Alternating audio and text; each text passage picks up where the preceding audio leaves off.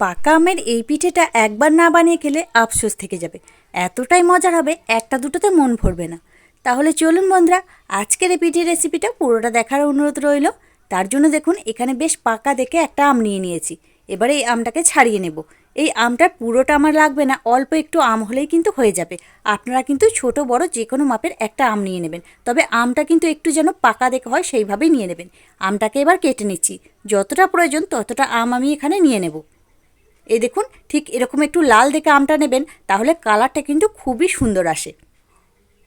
আমটাকে কেটে নিয়েছি, এবার এই আমটা থেকে এর ভেতরে পাল্পটাকে বের করে নেব। আপনারা কিন্তু যে কোনোভাবে এটা বের করে নিতে পারেন, আমি এইভাবে করে নিচ্ছি, এতে সুবিধা মনে হয়। এই আমের এই পিঠেটা আমি গ্যারান্টি দিয়ে বলতে পারি, একবার হলেও বানিয়ে দেখবেন। পরিবারের সকলে এতটাই পছন্দ করবে, আপনার কাছে বারবার এটাই বানিয়ে দেওয়ার জন্য রিকোয়েস্ট করবে। দেখুন সব আমগুলোকে একইভাবে কেটে নিয়েছি। এদিকে একটা মিক্সির জার নিয়েছি, এর মধ্যে কেটে রাখা আমের টুকরোগুলো দিয়ে দিচ্ছি। খুব ভালোভাবে এটাকে ব্লেন্ড করে নিচ্ছি। দেখুন আমটাকে ব্লেন্ড করে নিচ্ছি, এটাকে সাইডে সরিয়ে রেখে দিচ্ছি। এদিকে গ্যাস জ্বালিয়ে একটা ফ্রাই প্যান বসিয়ে দিয়েছি, ওর মধ্যে দিয়ে দিচ্ছি 1 বাটির মতো সুজি। গ্যাসের ফ্লেমটা লোতে রেখে এই সুজিটাকে একটু নেড়েচেড়ে ভেজে নেব। এতে সুজির মধ্যে কাঁচা ভাবটা চলে যাবে, পিঠেগুলো খেতে ভালো লাগবে। খুব ভালোভাবে নেড়েচেড়ে ভেজে নিয়েছি। ওদিকে আমের পাল্পটাকে দিয়ে দিচ্ছি, সম্পূর্ণটা দেবো না, অল্প একটু দিয়ে দিলাম।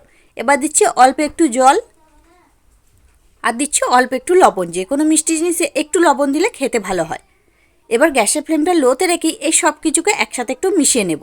আমি যে এখানে জল ব্যবহার করলাম, আপনারা কিন্তু জলের পরিবর্তে দুধটাও ব্যবহার করতে পারেন, তাতে কিন্তু আরও ভালো লাগবে খেতে। এবার এটা যতক্ষণ না পর্যন্ত শুকিয়ে আসছে, একটা ডোয়ের মতো হয়ে যাচ্ছে, ততক্ষণ নাড়াচাড়া করে নেব। এই দেখুন বন্ধুরা, ভালোভাবে এটাকে একটা ডোয়ের মতো তৈরি করে নিচ্ছি। এটাকে নামিয়ে সাইডে রেখে দিচ্ছি। ততক্ষণ একটা গ্যাস জ্বালিয়ে কড়াই বসিয়ে দিচ্ছি, একটা চিনির শিরা তৈরি করে নেব। দিয়ে দিলাম 1 বাটির মতো চিনি আর 1 বাটির মতো জল। 2টো এলাচ মুখ ফাটিয়ে দিয়ে দিচ্ছি, এতে ফ্লেভারটা অনেক সুন্দর আসবে। চিনিটা গলে আসা পর্যন্ত অপেক্ষা করব, আর একদম হালকা চটচট ধরনের একটা শিরা তৈরি করে নেব। দেখুন শিরাটা আমার তৈরি হয়ে গেছে। এবার এটাকে নামিয়ে সাইডে রেখে দেব একটু ঠান্ডা হওয়ার জন্য। আর ওদিকে যে ডোটাকে ঠান্ডা হতে দিয়েছিলাম, সেটা কিন্তু বেশ ঠান্ডা হয়ে গেছে, এখন কিন্তু কুসুম গরম অবস্থায় আছে। এবার এর মধ্যে দিয়ে দেবো 2 চামচ মতো ময়দা। খুব বেশি কিন্তু ময়দা দেওয়া যাবে না, 2 চামচ মতো দিয়ে দিচ্ছি। আর দিচ্ছি 1 চামচ মতো গুঁড়ো দুধ। গুঁড়ো দুধটা দেওয়ার চেষ্টা করবেন, গুঁড়ো দুধটা দিলে পিঠাটা খেতে অনেক বেশি ভালো লাগবে। আমি এখানে 1 চামচ মতো দিয়েছি, আপনারা কিন্তু 2 চামচও দিতে পারেন। এবার এই সব কিছুকে একসাথে একটু ভালোভাবে মেখে নেব, যতক্ষণ না এটা একটা মসৃণ ডোয়ের মতো তৈরি হয়ে যাচ্ছে। দেখুন এটাকে মেখে নিচ্ছি, হাতের মধ্যে যেহেতু লেগে যাচ্ছে, অল্প একটু ঘি দিয়ে আবারও ডোটাকে ভালো করে মেখে নিচ্ছি। খুব ভালোভাবে ডোটাকে একটু মসৃণ করে মেখে নেবেন, তাহলে পিঠেগুলো কিন্তু একটুও ফেটে যাবে না। দেখুন ডোটাকে কিন্তু আমি একটু ভালো করে সময় নিয়ে মেখে নিয়েছি, কত সুন্দর একদম মসৃণ হয়ে গেছে। এবার হাতটাকে পরিষ্কার করে নিচ্ছি। দেখুন হাতটাকে পরিষ্কার করে নিয়েছি, হাতের মধ্যে আরেকটু ঘি লাগিয়ে নিয়েছি। এবার পিঠেগুলো তৈরি করে নেব।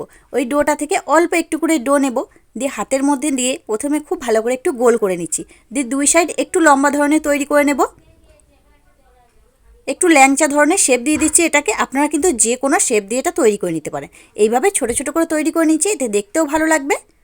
এ দেখুন একটা আমার তৈরি হয়ে গেছে। আবারও ওই ডোটা থেকে অল্প একটু ডো নিয়ে ওই একইভাবে হাতের মধ্যে দিয়ে গোল করে একটু লম্বা ধরনের শেপ দিয়ে নিচ্ছি। বন্ধুরা এটা আপনারা কিন্তু ছোট বড় যে কোনো মাপে তৈরি করে নিতে পারেন, বা গোল গোল করেও করতে পারেন। এইভাবে সবগুলোকে করে নিচ্ছি। সবগুলো একইভাবে করে নিয়েছি, এগুলোকে ভেজে নেব। গ্যাস জ্বালিয়ে আগে থাকতে কড়াইয়ের মধ্যে সাদা তেল গরম হতে দিয়েছিলাম, তেলটাকে একদম মিডিয়াম করে গরম করে নিয়েছি, দিয়ে গ্যাসের ফ্লেমটা লো করে দিয়েছি। এবার একে একে পিঠেগুলো দিয়ে দেবো। খুব বেশি গরম তেলেই পিঠেগুলো দেওয়া যাবে না, বা মিডিয়াম হাই ফ্লেমেও ভাজা যাবে না, তখন কিন্তু ওপরটা খুব তাড়াতাড়ি কালার চলে আসবে, ভেতরটা কাঁচা থেকে যাবে। যতগুলো লাগবে ততগুলো আমি দিয়ে দিয়েছি। এবার এইভাবেই আমি 2 মিনিট মতো কিছুই করব না, এইভাবেই হতে দেব। 2 মিনিট হয়ে গেছে, এবার পিঠেগুলোকে একে একে উল্টে দেব। 2 মিনিট পর একটু নাড়াচাড়া করবেন, তাহলে একটা পিঠের মধ্যেও কিন্তু একটু দাগ লাগবে না বা ফেটে যাবে না। খুব ভালোভাবে কিন্তু মসৃণ করে পিঠেগুলো ভাজা হবে। এবার এগুলোকে সব উল্টে দেবো, দিয়ে গ্যাসের ফ্লেমটা লোতে রেখে এগুলোকে একটু লাল লাল করে ভেজে নেব, তাহলে পিঠেগুলো বেশ ভেতর পর্যন্ত ভাজা হবে। এই দেখুন বন্ধুরা, এই পিঠেগুলো আমার ভাজা হয়ে গেছে, কতটা সুন্দর কালার চলে এসেছে দেখুন। এবার এর থেকে আর এগুলোকে ভাজার প্রয়োজন নেই, এগুলোকে তুলে নিচ্ছি। দেখুন কত সুন্দরভাবে পিঠেগুলো হয়ে গেছে, একটুও কিন্তু ফাটা অংশ নেই। বাকি যেগুলো আছে সেগুলোকেও ওই একইভাবে দিয়ে দিচ্ছি। আর আমার 1 বাটি সুজি দিয়ে অনেক কটাই কিন্তু এই পিঠে তৈরি হয়েছিল। এগুলোকেও একইভাবে ভেজে নিচ্ছি। এই দেখুন বন্ধুরা, এই পিঠেগুলো আমার ভাজা হয়ে গেছে, কত সুন্দর এগুলো কালার চলে এসেছে। এবার সব পিঠেগুলোকে তুলে নিচ্ছি।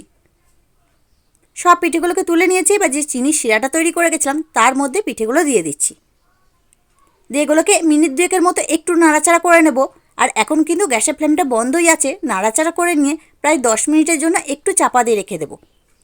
আর এগুলো যদি আপনারা একদম মিষ্টির মতো তৈরি করতে চান তাহলে কিন্তু প্রায় আধ ঘন্টার মতো রেস্টে রাখতে পারেন। আমি 10 মিনিট মতো রেস্টে রেখে দিচ্ছি। এই দেখুন বন্ধুরা, পিঠেটাকে আমি 10 মিনিটের জন্য রেখে দিয়েছিলাম রেস্টে। কত সুন্দরভাবে রসটা কিন্তু অনেকটাই টেনে নিয়েছে। এটাকে নামিয়ে নিচ্ছি। তৈরি হয়ে গেল আমার সুজির দুর্দান্ত স্বাদের পিঠে। এই পিঠেটা একবার না বানিয়ে খেলে আপনাদের আফসোস থেকে যাবে। এতটাই মজার হবে বন্ধুরা খেতে, আপনাদের বারবার বানাতে মন চাইবে। দেখুন কতটা সুন্দরভাবে প্রত্যেকটা পিঠাই তৈরি হয়ে গেছে। আর এগুলো কিন্তু খুবই নরম, খুবই ভালো লাগবে খেতে। তাহলে বন্ধুরা, আজকে আমার এই রেসিপিটা আপনাদের কাছে কেমন লাগলো সেটা কিন্তু অবশ্যই কমেন্টের মাধ্যমে জানিয়ে দেবেন। দেখে যদি একটু ভালো লেগে থাকে লাইক দিতে ভুলবেন না। চ্যানেলটিকে সাবস্ক্রাইব করা না থাকলে চ্যানেলটিকে সাবস্ক্রাইব করে নিয়ে তার সাথে পাশে থাকা বেল আইকনটি প্রেস করে দেবেন আমার ভিডিও সবার আগে পাওয়ার জন্য। তাহলে আজকের মতো এখানেই, আবারও ফিরে আসছে অন্য কোনো দিন অন্য একটা রেসিপি নিয়ে। ততক্ষণ আপনারা ভালো থাকবেন, সুস্থ থাকবেন। ধন্যবাদ।